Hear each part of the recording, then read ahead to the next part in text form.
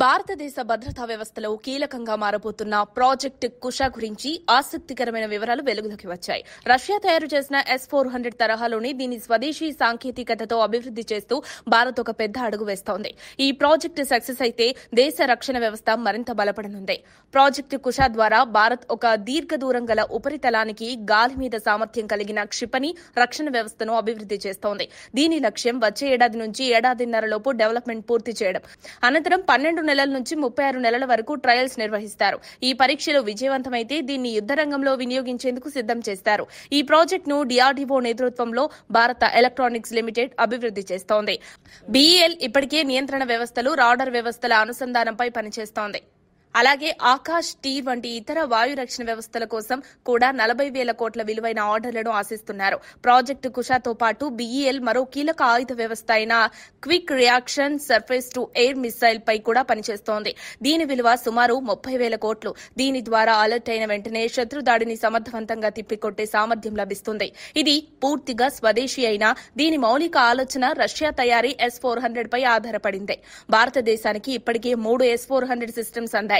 మిగతా 2 కూడా వచ్చే ఏడాదిలో అందనున్నాయి. జాతీయ భద్రతా సలహాదారు అజిత్ దోవల్ రష్యా పర్యటనలో ఈ డెలివరీలు త్వరితగతిన పూర్తి చేయాలని కోరనున్నారు. భారత్ గతంలో ఎక్కువగా రష్యన్ ఆయుధాలపై ఆధారపడేది. ప్రస్తుతం మన దేశం ఆత్మనిర్భర్ భారత్ లక్ష్యంతో స్వదేశీ ఆయుధ తయారీలో దూసుకువెళ్తోంది.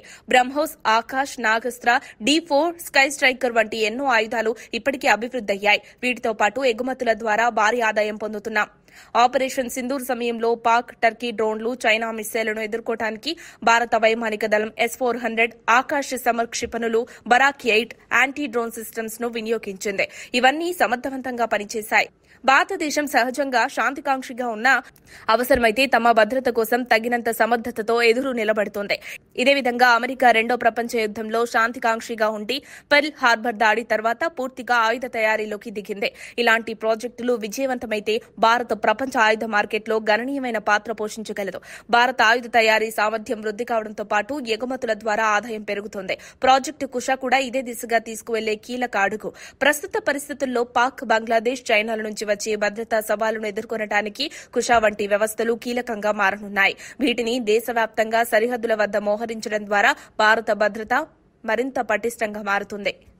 మరిన్ని అప్డేట్స్ కోసం మా కాయ్ టీవీని సబ్స్క్రైబ్ చేసుకోండి. మా వీడియో కనుక మీకు నచ్చినట్లయితే లైక్ చేయండి, షేర్ చేయండి. మీ విలువైన అభిప్రాయాలను కామెంట్ బాక్స్లో తెలియజేయండి.